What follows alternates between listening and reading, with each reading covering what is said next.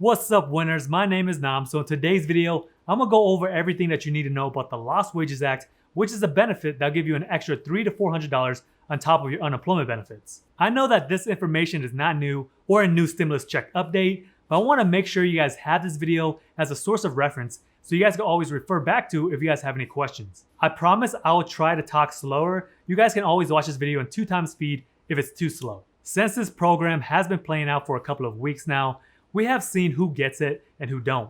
So in this video, it's gonna be a questionnaire type format, and I'll have all the timestamps of the questions in the description below.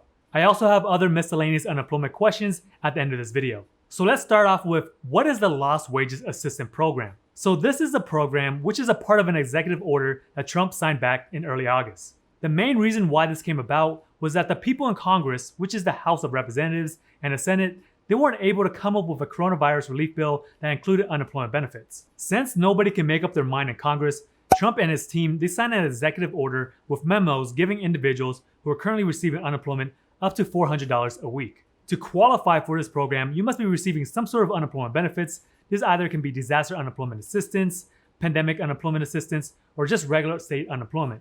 You must also qualify at least $100 a week of benefits. So is this benefit $300 or $400 a week? So inside of this executive order, Trump said individuals can receive up to $400 a week if the state supplies 25% of it, meaning that the state would have to pay out $100 while the federal government would supply the remaining 75%, which is $300. Either way, if the state does not provide the extra $100, and if the state signs up for this program, which is currently past the deadline, individuals can still receive the $300. Who's gonna be paying for this benefit? So the money that's going to be supplying the extra boost to unemployment benefits is going to be funded by FEMA. Yes, FEMA is the organization that helps people when there's a hurricane or other natural disasters. There is roughly around $44 billion allocated to FEMA, so whenever FEMA uses all of their funds or your state uses all the funds allocated to them, the extra unemployment benefits, they will end. So this moves me on to my next question.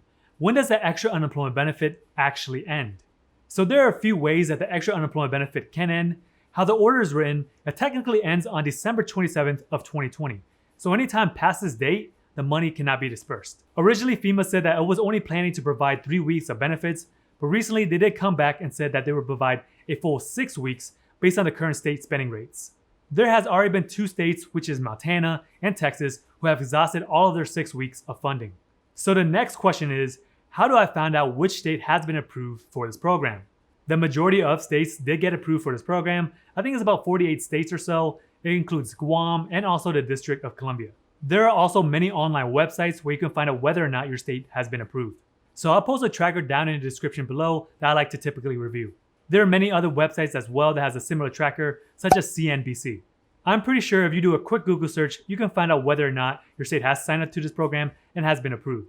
But for me personally, I feel like the most up-to-date information is by following your state unemployment's Twitter.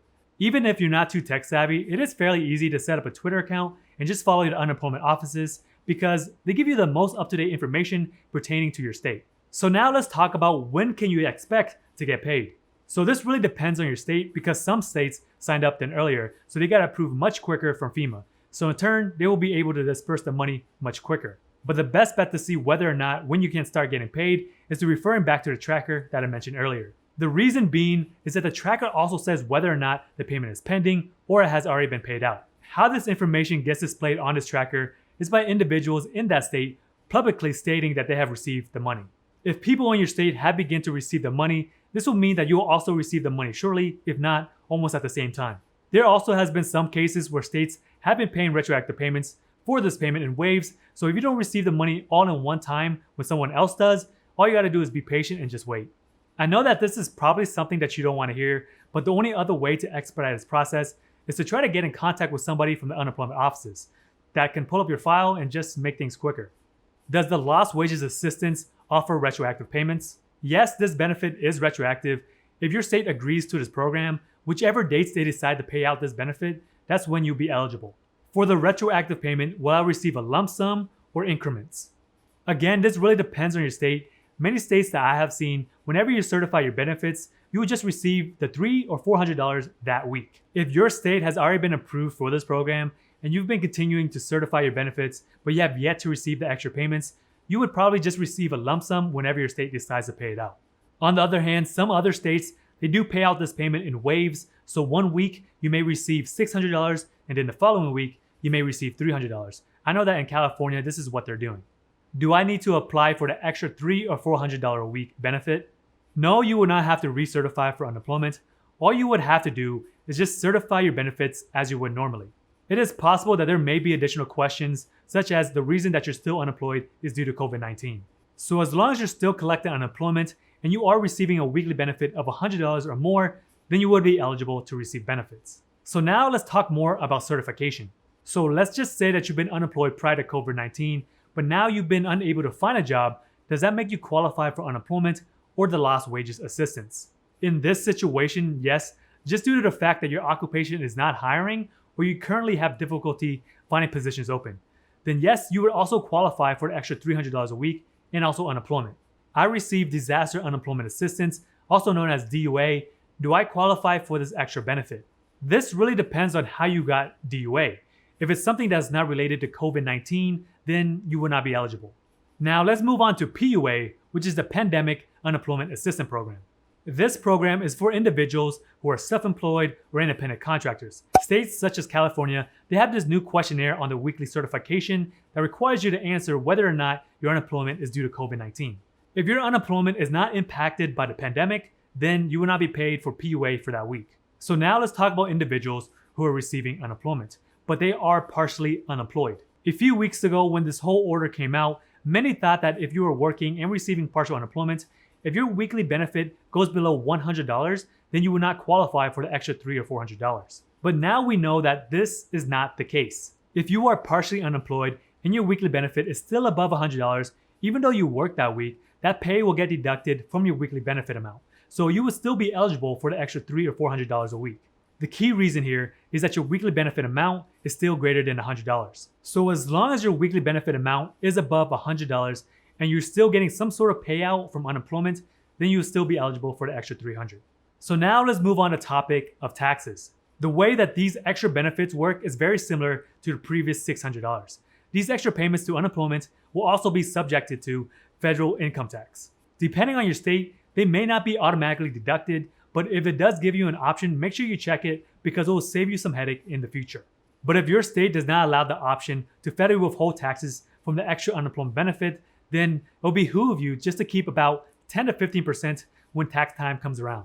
So the next question is, what happens to my unemployment benefits if I move? So let's just say that you live in California and you move to a different state. If you move to a different state, you would have to update your address inside of your portal. Since you work in that state and you paid into this program, if you need to contact somebody about your unemployment benefits, then you should be contacting California's unemployment offices. But usually after you plug in this information that you move, this will cause your unemployment benefits to be on pause. There's really no shortcut to this. The only person who can solve this question is somebody from the unemployment offices. So if you called and no one's picking up, another option is just to send an electronic message. So now let's talk about what if you're going to school. This is going to be much simpler if you're just taking online classes because this will be more flexible. Because too much of anything that prevents you from looking for full-time work, then this will make you ineligible for unemployment. Let's just say that you were taking classes on campus, but you're a full-time student. This will prevent you from looking for full-time work. So unless you work normally at the night shift or something like that, then that'll be the only way that you'll be eligible. So now let's move on to extended benefits. This is going to be mainly towards individuals who live in California, but if you do live in a state that offer extended benefits or Fed Ed, it will most likely be the same. The reason why I wanted to talk more about this because I guess in my previous video, I talked way too fast and I got many comments about it. So I'm gonna try to break it down slower so you guys have a better understanding of how this all works. So the only way that you can get Fed Ed or extended benefits is if you exhausted all of your benefits, which means that you ran out of your regular unemployment benefits or you ended your Pandemic Emergency Unemployment Compensation, which is PEUC. As a reminder, the PEUC program is a program that extended your regular unemployment benefits an additional 13 weeks. Whenever you run out of your regular unemployment benefits, the majority of states will automatically enroll you into PEUC as long as you still qualify. So once you have ran out of PEUC, which is a 13-week extension, if your state has Fed Ed or extended benefits, then they will automatically enroll you inside of this program. The thing about Fed Ed is that you can still be eligible for this program till next year. All of the extra unemployment benefits that were signed into law this year, such as PUA or PEUC, ends by the end of this year. If you do get approved for this program, you will also receive a letter in the mail stating that you have been approved. On the other hand, if you are not eligible for this program, the state will open up a PUA claim for you. And if you meet all the PUA requirements, then you can start collecting that. So now let's talk about how long can you actually collect extended benefits or FedEd. Each state will have different lengths, but in California, you can collect a total of 20 additional weeks. And the amount that you would receive would be exactly the same as you were previously. Let's just say that you were collecting $200 a week previously, and if you were still eligible, you would continue to collect $200 a week. All you would have to do is just normally certify your benefits as you normally would, and as long as you remain eligible, then you can continue to collect this money for the extra 20 weeks. Alright guys, so I think I answered the majority of questions that I still have been receiving about the Lost Wages Assistance Program and FedEd. If you guys have any questions, just let me know in the comments, and I try to get back to them as fast as I possibly can. I'll see you guys next time.